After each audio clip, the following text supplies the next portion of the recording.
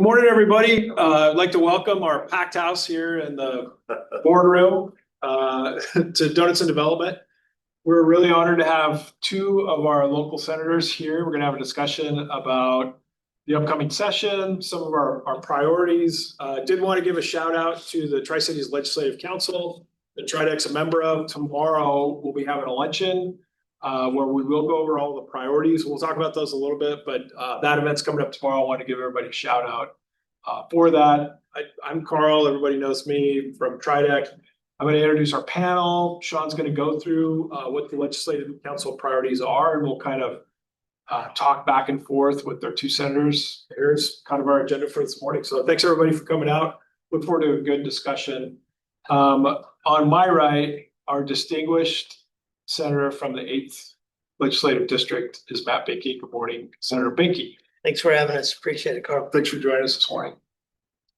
Next to him is, and I think we'll talk about this a little bit about our districts and how they've changed, but we're so excited to actually have 3 legislative districts here in the Tri-Cities now. So I guess our newest, but one of our longest serving senators, Senator Curtis King from the 14th District. Good morning, Senator King. Good morning.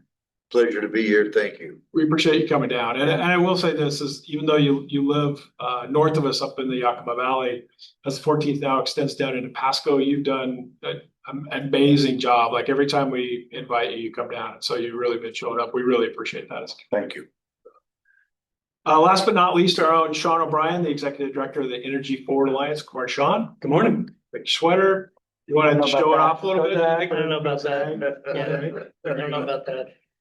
Yeah. We are trying to be a little festive this morning with Christmas and everything else. So, Sean, why don't you kick us off with just explaining how the Tri-Cities Legislative Council works and what your role is, and then let's get into our priorities, and we'll have a little back and forth, and then give some time to the senators to tell us about the session coming. Sounds great. Yeah. So for those who aren't aware, the Tri-Cities Legislative Council is a great collaboration between the 3 organizations in the building. So Visit Tri-Cities, the Regional Chamber, and TriDec, as well as our other chambers in the community. So the Pasco Chamber, the West Richland Chamber, the Hispanic Chamber, and actually just this year, the Richland Chamber has also joined the Ledge Council. So it's a great collaboration where each organization sends 2 representatives to create the council who, over the last several months, have brought in nonprofits, municipalities, businesses, and heard about what are their priorities, what are their concerns, their issues, their focuses as we shift toward the January legislative session. And so over these last few months, we've been hearing from various groups, and what we do each year is put together a list of certainly not a comprehensive list for the community. We recognize there's a ton of asks, of priorities, of legislative efforts, but just a priorities list for us to really be able to champion when we all visit Olympia over the legislative session, and certainly during the Tri-Cities Legislative Day on the Hill in Olympia, which is Wednesday, January 21st this year. So definitely put a plug in for all of you to come join us in Olympia for that effort. So over the last few years, as mentioned, we put together a short list of those key focuses. I think 2 years ago, we had 6 priorities. This past year, we had 5. When we look at the track record of how those efforts have done, I think we did 4 of 6 got across the finish line the first year, 3 of 5 got across them earlier this past year. So a nice track record where it shows that when we all kind of collaborate together with one voice on behalf of the community to push these efforts, that together we can be successful. So I'm going to do my best to run through these so that I don't bore you, because this year we do have 7 priority areas that would love to share with you. And on some of these, feel free, Carl, senators, to chime in here if there's any thoughts. I don't drone on too long, but just jumping right in, a priority that's actually been on the list for the last 2 years. So this will be 3rd year, three times the charm here, is legislation to expand something called the Target Urban Area Tax Exemption. Short story is for major manufacturing industrial projects that we want to be recruiting to our community, the legislature created a program that local municipalities, so this is a choice by the city, can opt into a tax exemption for a company that creates a certain number of family wage jobs. And so when we're thinking about our community, we look at Framatome's expansion, the Atlas Agro fertilizer plant, major industrial projects who may need more time than a standard building process. Highly regulated industries. So certainly we think of things like the nuclear sector, who may need a longer window for that construction plan. We essentially want to just tweak this program so that they can still access that incentive. So any additional thoughts there, Carl? No, Richland is, to our knowledge, the only city that's adopted this, as well as Benton County has adopted it. We think it's a great tool because Richland has three projects now that have used it. It's been critical to be able to get that. And I think it's a great tool. It's already in place. There's no fiscal note attached to it. It doesn't cost the state anything. The state actually is held whole. So the state gets all their property tax revenue as well. It's just a local control issue, and it would just give them more time to be able to finish that construction, as you said. And so I think, Senator, you've worked on it in the past, and I think sometimes this is what we're kind of getting back is sometimes it gets held up in processes or packaged between kind of the sausage making, if you will, that happen in the legislature. I mean, but still, it's a worthwhile project, and so hopefully third time's the charm, getting it over the finish line. I think so. I think it's a great opportunity to showcase the strength of our community and working together as a team. And when you build that over the time, you build that respect with, I think, legislators across the aisle and even the governor's office, and showcasing that we are ready to go with the workforce, with the land, with the different aspects of making sure that we have a successful product in there. A lot of you work in the areas of risk mitigation. And this allows us in the state level to showcase a model across the state to show we can build things back in the state again. We're looking at a deficit in our electric grid and showcasing what the demands on this grid is going to come after us. And it even is now. You guys have seen it when we're asking people to shut things down over the last several months. We're hearing from the Northwest grid coalitions, from the Pacific Northwest Power utilities as well. We're trying to bring manufacturing back to the states, back to Washington, to build more jobs here in Washington state. And we could do this with efforts like this, where we can build in capital, reduce the risk on the ratepayers, as well as protect our environment and working with our teams at the local city, county levels. And then have another success story out of the great mighty eighth here, working with the 15th. So. Thanks, Senator. I think the other thing to point out is it is just for manufacturing. So it's only the manufacturing industry has to be qualified that way. Yep. Yeah. Chugging right along on our list. Second here is a series of priorities from Energy Northwest. We've got great representation from the teams today, including Energy Northwest CEO Bob Schutz.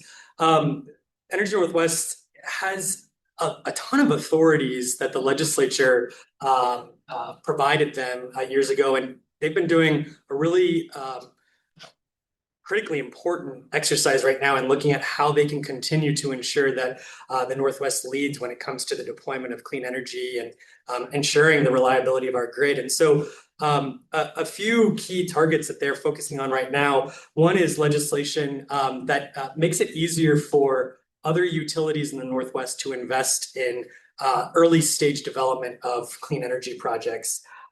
This is something that they're excited about as we do look at bringing on new innovative types of technology, from hydrogen to advanced nuclear, and allowing, again, local utilities to invest in the early stage planning of those projects. Another really interesting area that they're working on is something they're called regional energy investment strategy. Right. Okay. When we think about all of the constraints and the challenges that the Northwest is facing, and frankly, the country's facing on energy consumption, Energy Northwest is really looking at how they can provide a leadership role in bringing together consortiums of utilities across the state, and how they can plan for the future and the future needs. So really exciting, important work there. And then certainly, as we're thinking of how to bring together utilities, there's also the specific energy projects that they're looking at, including geothermal, as well as certainly continued advancements on their Cascade Advanced Energy Facility, which is we're all familiar with, which is the Advanced Reactor Project out of Energy Northwest. So we're supporting that list as a one priority, that consortium of issues there. So actually, I keep chugging along. I can give you a break. I think it's very important that people realize we're in this global market when it comes to energy, and especially having a great asset like Columbia Generating Station in our backyard. We got to give them as much of the advantage as we can in this competitive market. And you're seeing this, whether it's on the East Coast or overseas and other markets that are out there, that we got to be a bigger player in that game. And the state needs to understand that. This shows multiple different facets of bringing together a coalition of public-private partnerships so we can go after and help our governor to move this forward and move it forward in an expected way that we can do it this year. And it showcases over the out years that as a time when we're at a crossroads, whether it's AI, the demand for data centers, things that are coming online, and you see it in the news almost every day. What does that mean for Washington State, and what does that mean for the Tri-Cities as we're a player in this market? We got to get advanced. We got to move this forward. We got to get really aggressive on this. And this helps us try to provide top cover for the governor. His staff appreciates this work, and you could showcase a lot of the work Rep. Barnard's done with the nuclear caucus, helping that go forward. And I just shared with her the other day, that work then now needs to spread out to some of the majority members in other caucuses as well, to have the leadership in the majority party to come step up. It's time now to challenge them to step up in true leadership, to start building these things in the state of Washington. Just keep rolling, Sean. Keep rolling. The third on our list is a priority out of the city of Pasco. And this was something new for me learning about these last few months. Pasco has the Basic Law Enforcement Academy, which is a regional training center for law enforcement, a critical asset when it comes to ensuring communities across the state have adequately trained resources when it comes to bringing on new law enforcement. And so they're just looking at upgrading some of their facilities to increase capacity, improve safety, and modernize their facilities. But just curious, for the legislators when it comes to the law enforcement needs, you gentlemen hear about these issues all the time. This is an area where I think, Pasco, on behalf of Tri-Cities and behalf of the state, really provides such a leadership role. Well, and they do. I toured that. I don't remember whether it was this year or last year, but we had a nice tour of the facility, and it is something that the state needs to support. I mean, I go back to transportation and our state patrol. Our state patrol's down like 276 troopers from where they ought to be. And as I drive back and forth from Olympia to Yakima, you can see, I mean, I don't exactly drive slow, but I can tell you there are people that pass me like I'm standing still. And it's because they know that there's a likely chance they will not get caught because there just aren't enough troopers on the road. The same is true of our sheriffs and our city police, and a facility like this provides that training that is so needed. And it's in an area where these people don't have to move for 6 months or 3 months or whatever the length is. They don't have to leave their families. They can get the training close to home, and it makes a world of difference, in my opinion. And we have to, because it's funded mostly out of transportation, we have to figure out a way to get the capital budget to pay attention, because a lot of the needs they have to do with a capital budget request. And we have to be able to support them from a legislative standpoint. So it's one of the things we will be working on as we go forth. We don't have any money, but as you find out, we managed to spend a little money that I have no idea where it came from, but we'll save that for another few minutes.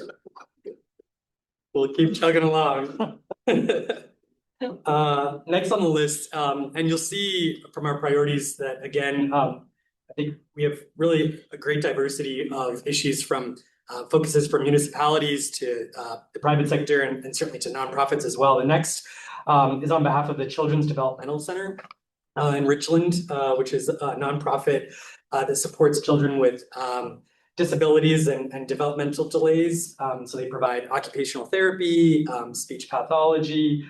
They work closely with parents on early intervention tools. And they have seen a 20% increase in growth just since 2020 in the number of students that they're serving, a number of young kids. And so they too are looking at facility expansion. So they're making an ask of the legislature for some support on the feasibility work on expanding their facilities. But again, a great organization in our community. I'll just say, like, I think their mission is really good. The mission is that the kids that qualify for these services get a chance to have access to these therapies in one-stop shop, from OT, speech therapy, all of those things. And I think statistically, the research shows that the earlier you can get these type of therapies in kids' lives, it changes their outcomes, it changes their opportunities. So they've been doing great work for a long time, and this would be an expansion. We have a similar facility in Yakima, Yeah. Children's Village. Yeah, Pretty much accomplishes the same thing. yeah. Been there for years, set an example. I mean, it's amazing, to your point, the difference that it makes in these young people's lives if you start the therapy early on. That's right. Can change their whole life for the rest of their life. Yeah. And I just want to add thanks to the Legislative Council to recognizing there's more to our area than just energy projects. We have to build these projects. These are great drivers of needs that are out there. I know, Bob, sorry, but it's the families and people that come with these jobs that need the resources and services around it. We're hearing from the community to build this out, to build those services here in the Tri-Cities. So you're not running to Seattle, Spokane, Portland. We keep hearing those things about childcare, about what we need to have those services. And this provides us that opportunity for a one-stop shop, echoing what Senator King said about, you see it in Yakima, you see it in other places. Why not here? And this is a great opportunity. We can build that out. Well, and there should be, there's supposed to be money in the capital budget. Although yesterday I heard that they were looking at possibly sweeping some of that out for the operating budget. I'll get into that a little later. Senator King's happy. Well, I mean, it's like there's an opportunity there. We just need the information, and so we can make the case when we go make the ask. That's a great point. I was just going to add that collectively, everybody, all of our local legislators did such a great job, and we really appreciate it on the recovery center. That's getting ready. I mean, they're plowing ahead on it. I think it's almost ready to open. But that's another example of exactly what you said, Senator, that we need to have those services here. It's supporting families. And I think from all of our groups involved in the Ledge Council, it's really about our community. Our community, we talk about economic development, which power is a huge driver for that. But community development, we still have to have a really good place that people want to work. When we're trying to recruit people from around the world, we need to make sure that we are that first class community that people choose to live in. That's exactly in line. Yeah. All right, chugging along. This is another priority that was carried over from this last year. And I'll have Carl chime in here, but TRIDEC and BFCOG, the Benton Franklin Council of Governments, have been collaborating together on looking at some long-term transportation planning for our community. And as I know, Senator King often encourages, this type of collaboration in getting ahead of problems before they arise. We tend to address transportation and roads after the fact, after problems arise. And so there's some phenomenal collaboration taking place about looking at the projections of how rapidly our community is growing and just what kind of capacity we're going to need. So, Carl, if you have any thoughts. Yeah, so the senators are both familiar with it, but as we start to look forward and we talk about the economic development, the community development, the growth that we're having, we don't see it stopping based on these big projects that are coming on. And I think as we worked with our local government municipality partners, as well as the Council of Governments, we understood that the transportation planning process as it normally stands is that you can't get a project funded even with the state constraints that the center's been working on for a long time. Not really good opportunities there, but it almost has to be at this crisis point to be able to break anything loose. The way that the study and the funding models look to justify a big capital expenditure, and we're saying But yeah, we know we're gonna keep growing. We know that we're gonna have growth in this area. We know the western part of Pasco, Road 100 Broadmoor is gonna continue to expand with residential and commercial. We know that North Richland's gonna keep on going with more industrial and more things going on between P&L and these clean energy projects. So, you know, you could see that in the future, we might need another bridge crossing that would be that kind of West Pasco to North Richland connector. And then as we start thinking about it, it seems like we could build a case for an outer loop, like, you know, with the bypass, we've kind of got the inner loop to work on the outer loop because there's so much, especially truck traffic that's coming down 395 that has to kind of wind its way through town and creates all these issues and things like that. And so what we're trying to do is potentially get some money in a one-time basis to actually do that forward-looking study that typical funding cycles don't work for. We've got Roscoe here from West Richland. Roscoe, as we went around and talked to all the municipalities, Roscoe's like our transportation guru, right? It's just like, that's not gonna work, you know, but then as we talk more about it, it's like, no, this will be one time. And we even got Roscoe on board and he even took us to the Good Roads Committee. Wow. You know, we even got the Big Good Roads Roscoe. Committee. Yeah, That's what I'm it's a saying. big, that's, man, miracles Those do happen. cookers. Yeah, no, so, but anyway, that's kind of what we went through last year. And last year, we kind of came to the Senator King with kind of a last minute, too much confusion, you know, hopefully there would be a chance to be able to do that this year. To your point, there's never enough money, but if we could get this to just do the study, then we think that long-term it would help us build pieces of parts. And I'll just bring up last week, Senator Boehnke was there, but the Franklin County had you know, kind of a gathering, public hearing on the 395 corridor, some of the deaths that have been caused there. I think, you know, that's kind of what we're thinking, not knowing ahead of time, but if you look at that, the congestion in that transportation corridor, that's augmented by many things, right? Like Senator King's point about the state patrol doesn't have enough people to enforce speed limits. I didn't even really think about it. Like there's people that farm on both sides of the road. So you have an at grade 90-degree crossing. How the heck can you get a truck and tractor, a farm, anything across there? There's no way. And then, you know, the slow down lanes, speed up, there's just a lot of confusion there. So if, you know, say up on that North Pasco area was where we started to pull people off. And even if we'd had an overpass as a first stage that could connect to a connector road that someday would go to another bridge crossing, that would go through Richland, West Richland and tie into 82. You could see something like that happening. But the first step is actually putting our projections for economic growth together and then running the numbers, kind of creating a new model. And so that's kind of what this is really about. And Senator King, we didn't invite you to try to put pressure on you, but we just really, I mean, Sure, I believe it. so you've always been such I mean, you are a transportation guy and we really appreciate your leadership, you know, and working bipartisanly with Senator Leas and the Transportation Committee and doing that. So just hopeful that you know, there's an opportunity to take a look at that. Because I think there is a connection short-term and long-term to where the Tri-Cities is going. Well, and I would say that I commend you for working together because that makes a world of difference. I know we have in the upper Yakima Valley, there's transaction. In the lower valley, it's called Drive It. But having groups come together and from different cities and focusing on what are the three things that would be the best for our whole area. And picking those three, because it makes our job a whole lot easier. And I would tell you, it's also easier to sell when you have that support and you can say, well, you know, I'll pick on Richland. Richland's not going to come in and go after the same money that Pasco's going after. They've done this jointly. It makes a world of difference when you're trying to sell those kinds of things in Olympia. And I would also point out, particularly on 395, that safety is a big deal to the legislature, and particularly, I think, to the Four Corners. It's one thing that always catches our eye.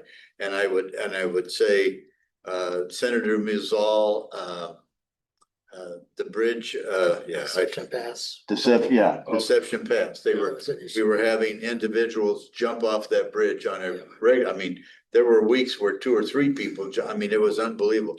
We as the Four Corners said, we don't have a lot of money, but we're going to find the money so that we can develop a plan and get that so that people aren't able to do it as easily as they are right now. Same thing as it would be true of 395. and looking at what are the aspects of the changes that we can make there that will make it a much safer corridor for everybody that has to use it. And I just add, thanks to this young man, learned a lot about that process, where we can be effective in that process. Hearing from Franklin County, and appreciate them running that last week with our WASDOT friends being there to stand up and saying, we do have issues here. Here's the data, here's the modeling, and bring it in the Washington State Patrol. Really see where we can look at those different options, and then going back to the Roscoe's and saying, hey, where can we find these options? Is it an overpass? What's the best way to build out that plan over the next several years? Because I think Adam Lincoln was there, Port Pasco was mentioning, we're not going to stop growing. I had this speech with my dad the other day, and he goes, can you just stop this thing from inviting people to the Tri-Cities? I said, Dad, it doesn't work that way. I got it. We have this whole thing. We're building it. People are coming now, and we got to build the infrastructure to make that work. One last note just on this piece, Carl. I know that strategically you all have been looking at this study and with the support of the state, but also uniquely to try and utilize the great federal delegation that we have and the senior senators in both. Yeah, I think as we look at the history of the Tri-Cities, we've had examples of relationship that our community has with our congressional delegation. That's how TriDex started 62 years ago, and I think we've collectively as a community been able to leverage that from a long time. And I think even with the finalization, hopefully, of the Highway 12 project, and putting the 4-lane in that last quarter, right? Like it wasn't unexpected, because obviously the Wall community had advocated for it for a long time, but the feds came in with a big investment. I think then the state scrambled to try to match it. So that federal investment is one that it's hard to track, but if we start now and we start kind of planting those seeds, because obviously another bridge across Columbia is not going to be cheap. We need to start literally laying the groundwork for it now, and so that's really what this is about. But that's another big part of, obviously we would need a big federal investment. Clearly with the current administration, some of those funding opportunities maybe have changed, but that's why we're in America, man. We have elections, things can change really quickly, right? I mean, yeah, don't. Well, to your point, I've been working on a new Hood River Bridge, I was going to say, which is not a humongous bridge, but it's a bridge across the Columbia since 2018. Yeah. And right now it's projected that we might have it built by 2031. Wow. Now, to me, that just drives me kind of up the wall, Yeah. that it could take 13 years to get something like that done. Yeah. I drove across that bridge last week. Yeah. I didn't want to drive across that bridge. It's narrow.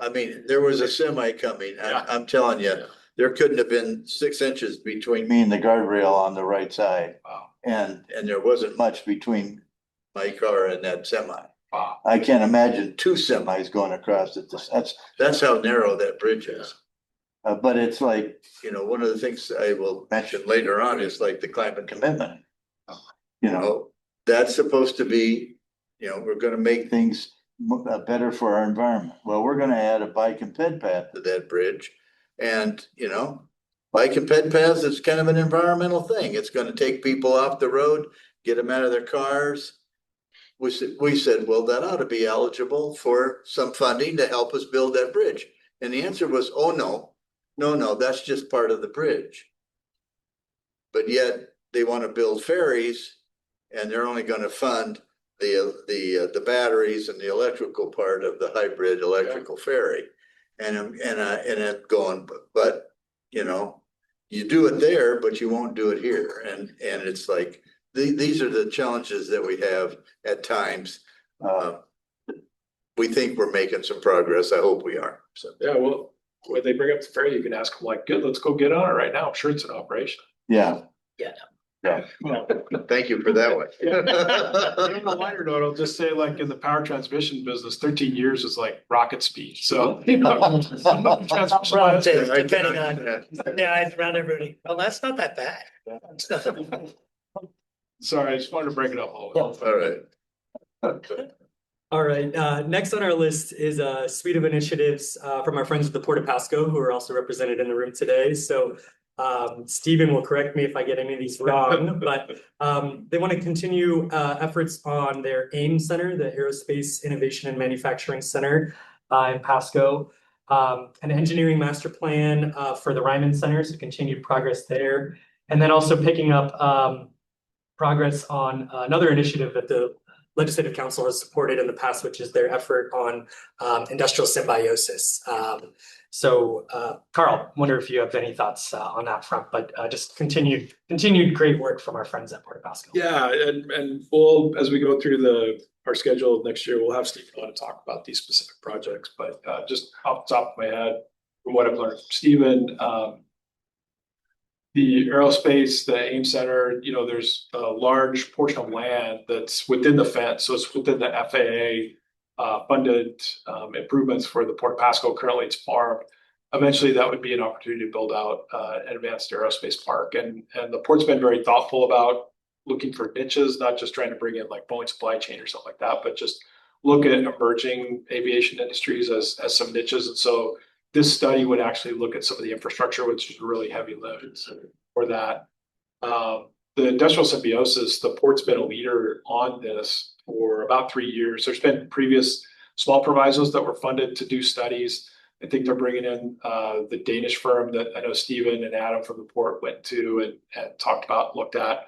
Some of the companies that the port's looking at are great candidates for this around green energy, green fuels, using waste heat and other waste streams to turn it into value added for the other responsibility, which I think really fits in with well in Washington. That's what we all talk about, is that even with the change in the federal administration, we still have these, Senator King brought up the Climate Commitment Act, the CETA, the Energy Transformation Act. We still have these green policies that are driving it. So how can we blend opportunities for energy that really benefit everybody, but then make it work in Washington? Hopefully someday actually use those Climate Commitment Act dollars that would actually do something to decarbonize, which would be great. Would that be nice? Yeah, it would be good. So That's something that does some good. Yeah. industrial symbiosis would be great for that. And again, then it doesn't affect maybe the operating budget because it doesn't come from taxes. I mean, it is a tax, but it's sort of sitting there in the bank. So anyway, just really, I think, thoughtful approaches from Port of Pasco, with the Dairygold Ryman project, now adding the rail spur,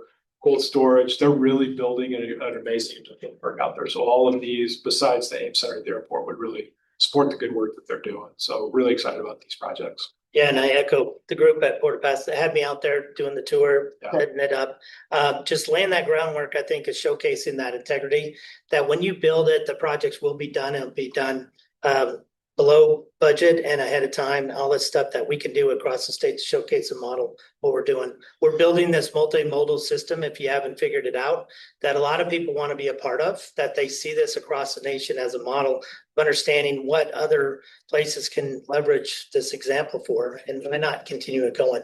And you're right to the comment that we're trying to tweak that to ensure that whether it's CETA, CCA, the money actually goes to something that will get back the investments in the community and actually do what that investment's supposed to do. And now we have projects, we're actually doing this, we're doing the due diligence to make sure that works. And with the spirit of the law being there, we're just working within that to provide that flexibility, to provide the funding to get us these projects. So I mean, hopefully these are opportunities for the state, right? I mean, that's one of the reasons I'm looking at Sean with Energy Forward Alliance, but that's the reason why some of the Trident boards, like Bob and Senator from WSU, Steve Ashby, and Deb from the lab got together and formed Energy Forward Alliance, is because we know that Tri-Cities is the right place for these projects. And not being boastful, but I think there's so many challenges, like on the west side, especially from NIMBYism to environmental concerns to special interest groups, that they can't really build anything over there. We can. We have community support for it. So that this idea of like, hey, you should get with this because we could actually do something that supports all your clean green goals and we could showcase it in the Tri-Cities. Why not, right? Like that's win-win for everybody. So I know both of you guys have been working on building those partnerships and help explain to your aisle mates, even across the aisle, it's like, hey, this is matches up with what you want to do. It's what we want to do. Let's make it work. Yeah, I agree. In a great collaboration earlier this summer, WSU brought a large group from the west side of port officials, industry leaders, et cetera, to take a look at sustainable aviation fuel and some of the infrastructure that our community has the Port of Pasco has been hosting a lot of discussions in that space. And I think that's also a great demonstration of our community's not just deployment, but also on the research side of things. So just down the street at WSU, we have the world's foremost researcher on sustainable aviation fuel. He himself is an attraction, and WSU as a whole, to then have companies coming to Tri-Cities saying, hey, we know you guys have all of these assets. And then we connect them with the Port of Pasco about, hey, let's actually talk about deployment and utilization of these technologies and resources as well. So just really, really great collaboration there. And we're trying to build that out. So thanks to this young man, I sent him an email about an idea that we're going to run a bill to get some tax incentives into that system. Working on the efforts with Senator Leas, wrote me this morning, said he wanted to sign on as number 2 on the bill. That's to awesome. help us that out. I think that'll help us move this into the next phase. So I appreciate your help, sir. Because there, and I'm not even aware of it, but like there's the Cascadia Sustainable Aviation Fuel Group, right? Maybe All Clean Fuels. And so isn't there like a $2 a gallon credit for maybe sustainable aviation fuel? Now would it kind of like capitalize on top of that? Center? On top of that and try to keep moving that forward. We're seeing other states again moving into this sector. Yeah. So we got to be competitive. We got to have this going, and that's what we're hearing as we build it out, and that innovation that you're mentioning to then inspire next generations to get into the space and be a big part of this. So.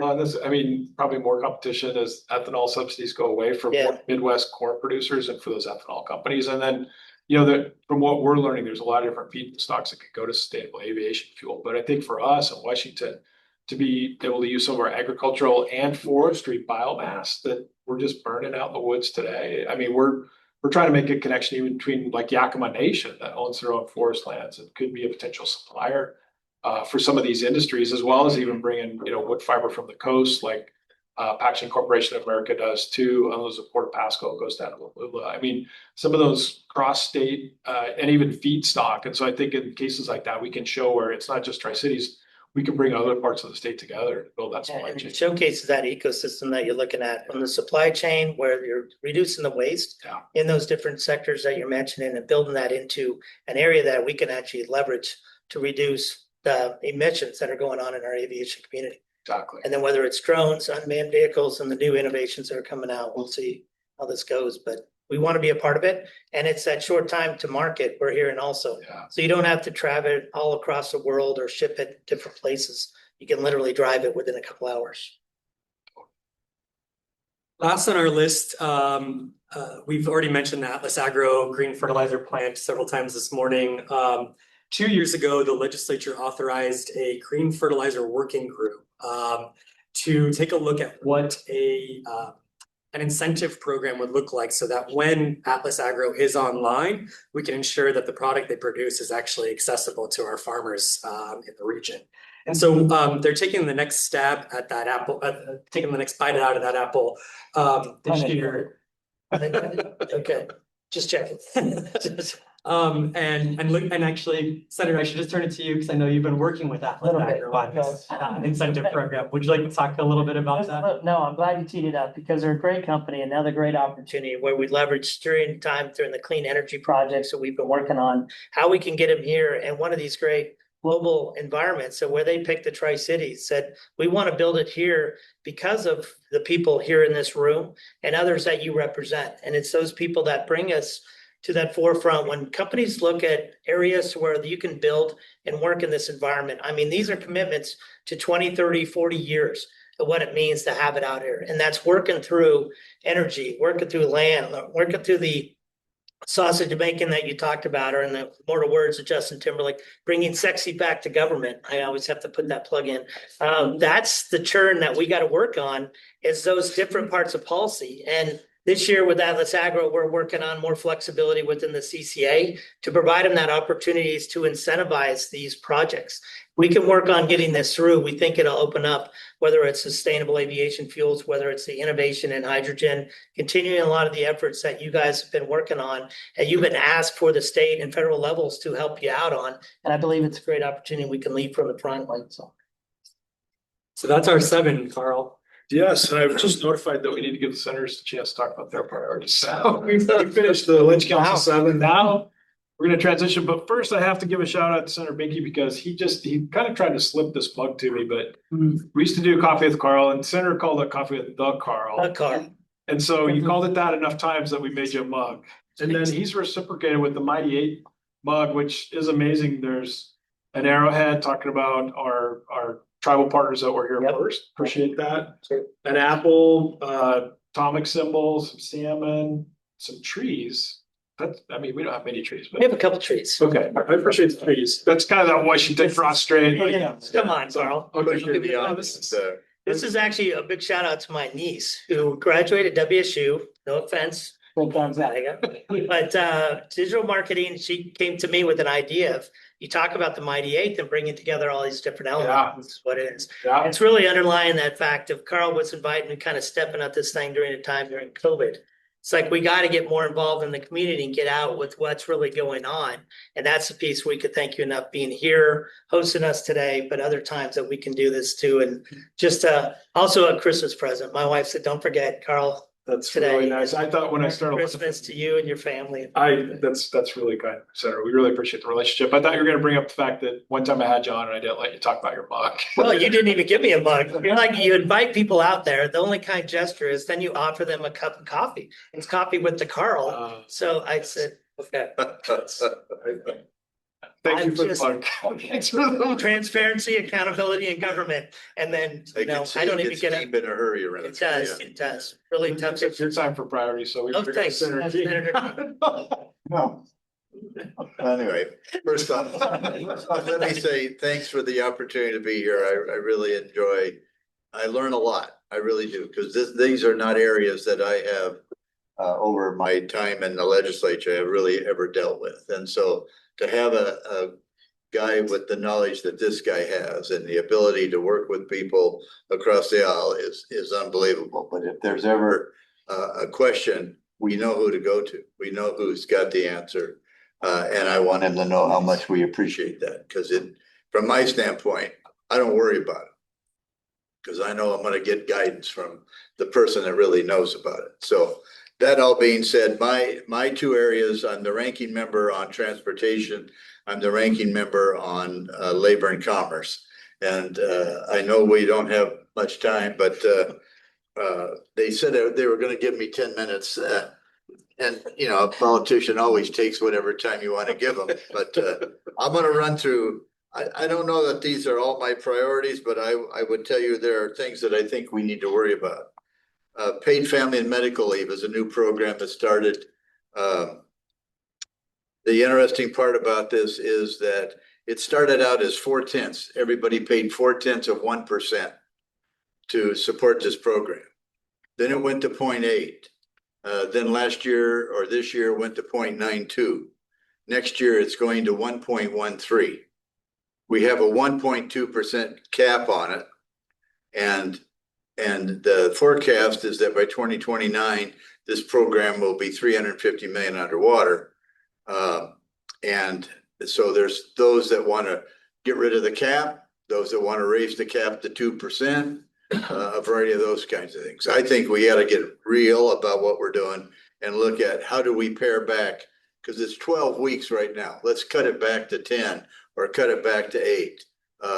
Let's get real about what we can do. The other problem is there's no notification. You can come in at noon and just pick up your stuff and go out the door and say, I'm on PFML. That's all you got to do. I mean, how anybody could run a business and have that kind of thing in front of you, it doesn't work. So I think we got to work on it. WACARES is long-term planning, long-term care, I should say. We found out last year, and I can remember seeing the face of the chair, Senator Haugen, no, not Haugen, but Karen Kaiser, and Steve, I'm going to forget his last name, who's been there forever. The guy that's in charge of the program said, oh, this includes those that have been injured.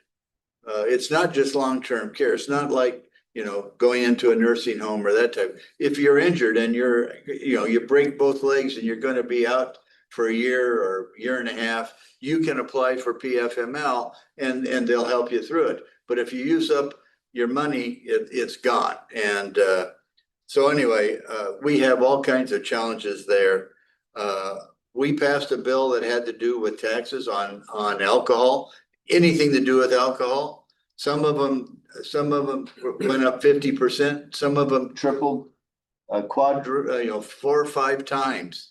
Those licenses or fees went up. We have a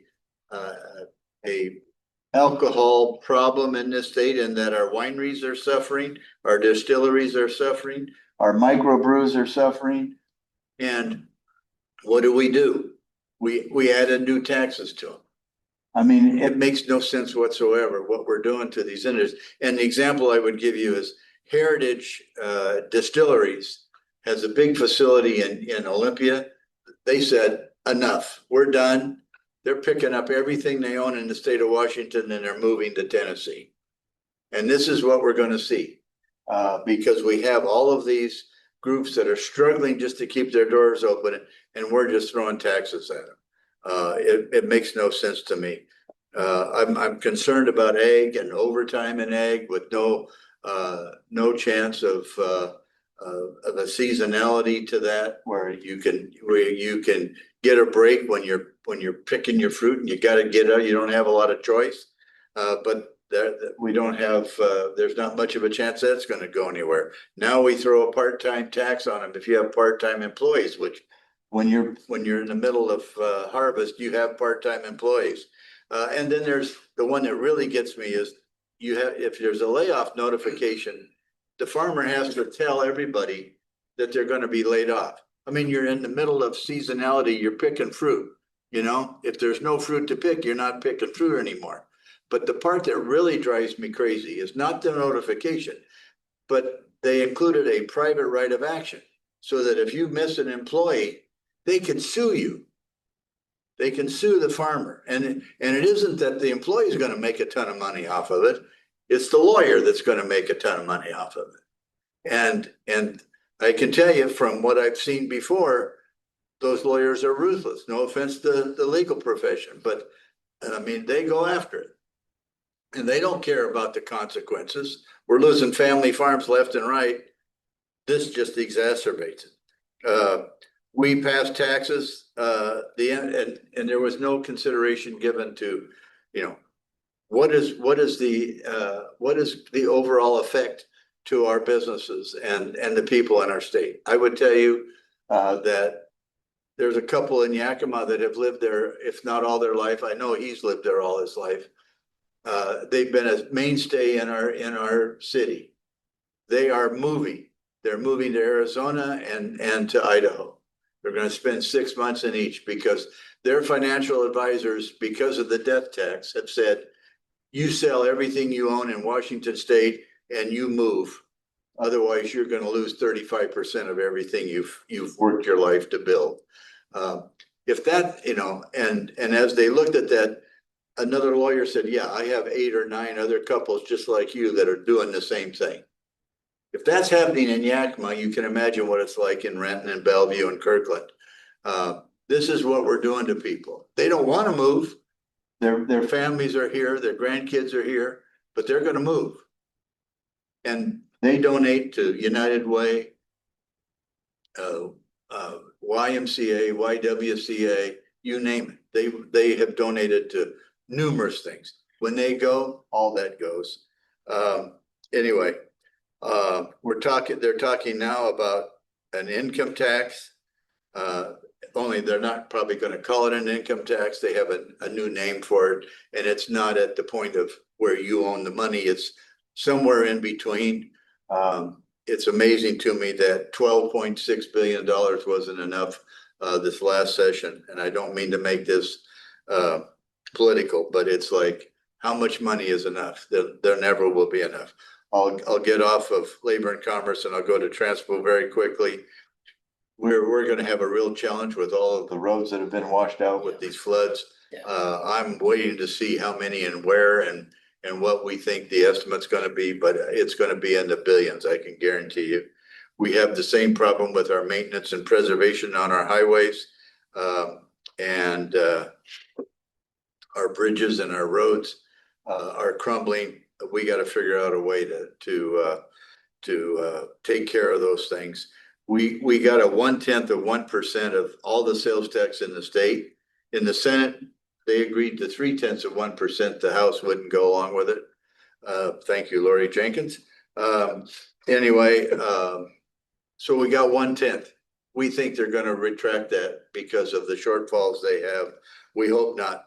And in addition to that, we loaned them $600 million to the operating budget so they could be balanced in this biennium. Supposed to pay us back in 2028. If they don't give us the 0.1, I'm going to ask them for the 600 million back. I mean, fair is fair. But these are the challenges that we have. I could go on and on and on, but law enforcement, we've talked about a little bit. We got to do a better job of taking care of our law enforcement and getting those back up to the levels and giving them the opportunity to do the job that they're there to do. We've, in so many cases, have, no pun intended, handcuffed them to where it's really difficult for them to do their jobs. But those are the things that came to mind as I thought about what we would be working on. I'll leave it at that. Senator, There we go. Senator Boehnke. Wow, thanks. Tough act to follow. Again, thanks, Senator King. Thank you, Sean. Thank you, Carl, for setting us up. And thank you all for joining us today. It really does matter as we get into, I think, another tough session, as you heard.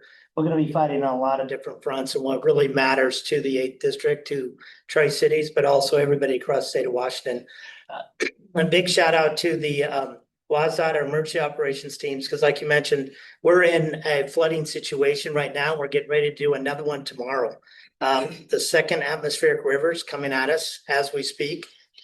We're on the calls with the governor, trying to work with the federal government. I think that's going to be, frankly, moving into one of our top issues coming into this legislative session. And frankly, we're going to have to pivot. We're going to have to adjust and see where we can go and maybe help kill some of these really bad policies that come at us. Because I think this is what we run for these offices for. You're here to protect, defend communities, to make sure that we're safe. Mention about law enforcement, police, giving the tools to the local to make sure we have a balanced approach where we have common sense policies, that every decision that costs people, whether it's safety in the streets, safety across the board, whether your children go to the best schools in our state, this is what matters to us. And these are some of the priorities we got to get back to. It's just common sense approach that you can reach across the aisle and help work together on a COLA for retired teachers that are working on this for the last 25 years and how we're going to work together on pension policy, all the way to artificial intelligence. What does it mean to be in a space when Australia comes out and says everybody under age 16 will no longer have access to this? Somebody came into my inbox and said, you need to run this in the state of Washington. So we're thinking about policies like that. But again, it's safety, protection, making those critical decisions. You've asked us to be a part of this discussion where we can affect that change in a positive manner. We can do it in a way that is fiscal responsible, that actually balances the budget, but also reduces that. I mean, we've grown the budget over double in the last less than 10 years in our state. No other state has done that. I throw that out not to be political, but that's kind of the realm of the battle space that we're going into, or the thing we're having, where there's competing against priorities, understanding those, doing the due diligence, we can actually get good data to make better decisions. This are the kind of things that we're going after. My priorities is really working in the energy sector of building things in our state again. We're shutting down part of our grid with fossil fuels and Chehalis. We're having 600-ish megawatts coming offline. We did get good news that may be working into a natural gas plant, but as you've seen, our state wants to ban natural gas. Yeah. So how's that going to work when one side's saying one thing and the other side's saying another?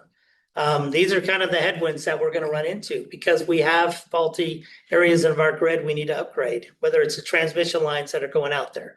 You guys have seen this. It was in the paper yesterday. Somebody in West Richland worried about putting that support plant right in their front yard. I saw it, I read it, I called the individual, so I got their peace of mind and what's really happening in our communities, because it does matter. We need the infrastructure. We have to work with people. And eminent domain is probably another big one that's out there. Do we give our government agencies the power of eminent domain? A lot of states are moving that direction, and how much do we need to have, should we allow agencies to come into private property and take over that land? How is that going to work? Should that be a priority? How's that effort? I'm trying to work within Department of Ecology to see where we can have that maybe as the lowest version of that priority list, not the first option. So then as we're doing these due diligence and working with our communities, what's the best right? And then we can make sure if that property owner wants to work with us. We've seen this in Grant County. We've seen this around Chelan County as well. A couple other PUDs have come to me. They want some of these projects to move forward, but it's working that balance that we're setting the stage for future opportunities. We're not building a way that it's just going to continue down this path that causes more hurt, more harm, and especially to the pocketbooks as well. But again, we got a lot of things ahead of us. Big push, make sure you come out and see us.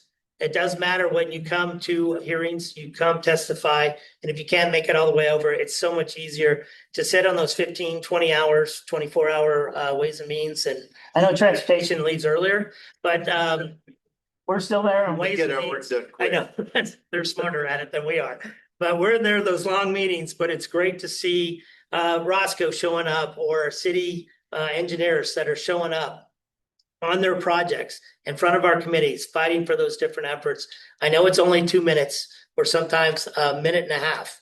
It does matter that you're there. City councils are there. We're representing the areas of our communities that matter the most about us. And I tell this to school kids all the way up, write us the emails, voice your concerns, speak to this process, because we can't do what we're doing without you.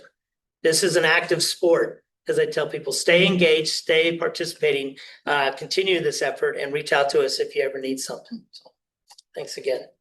Thank you, Senator. I think so. We're down to 4 minutes. Maybe instead of taking a question, I wanted. 4 minutes. We can. Oh, you guys are perfect. Wow. Yeah, That's you're pretty nailing it. We're well trained.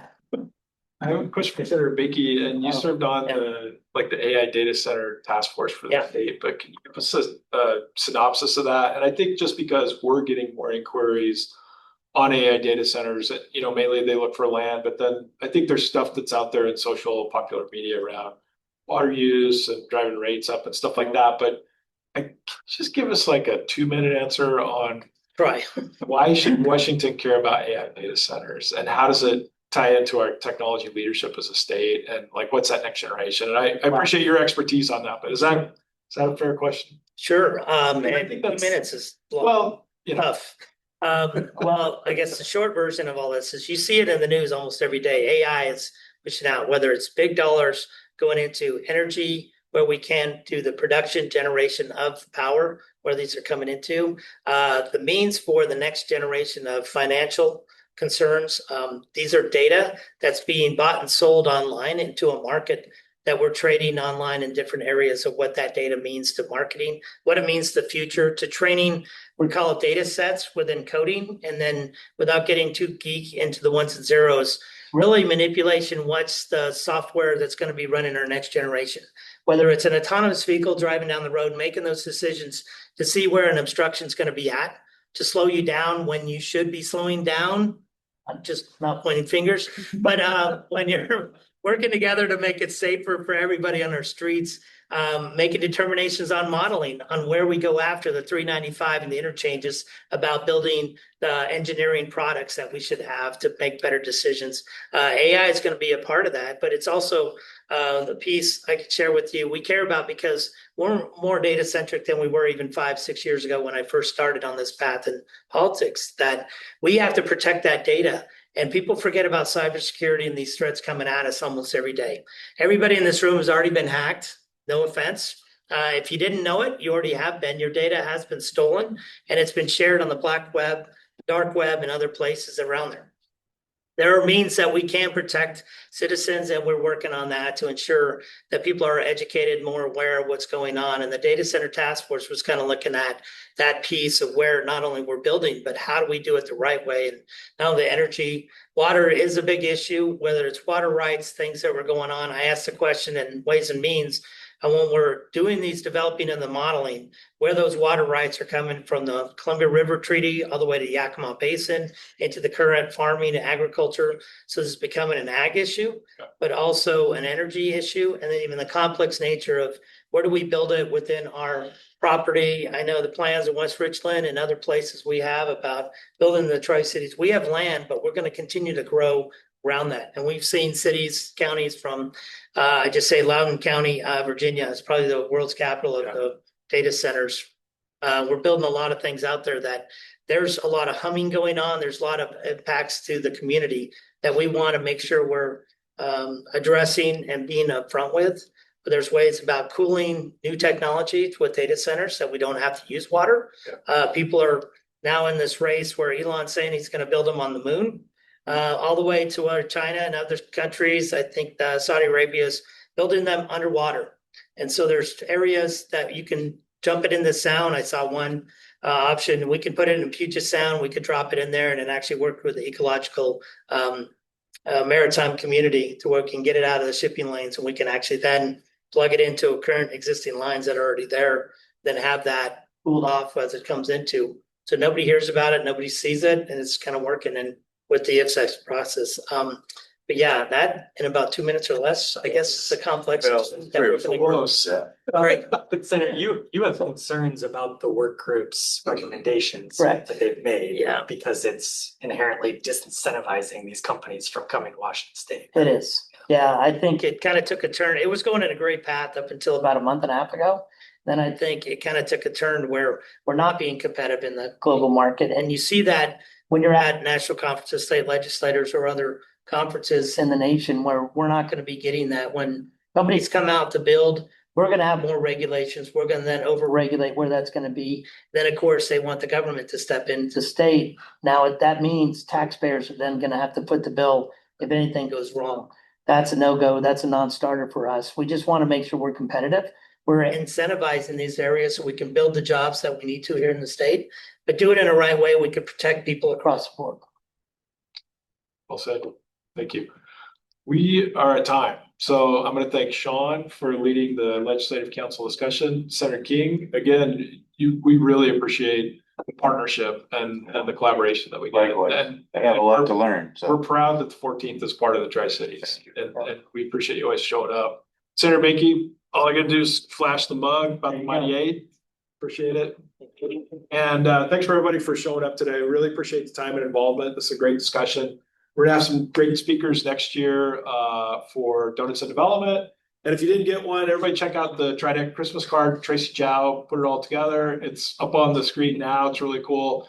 And thanks, Tracy and the rest of the TriDeck team for putting these together and always working hard for our community. Thanks, everybody. Merry Christmas.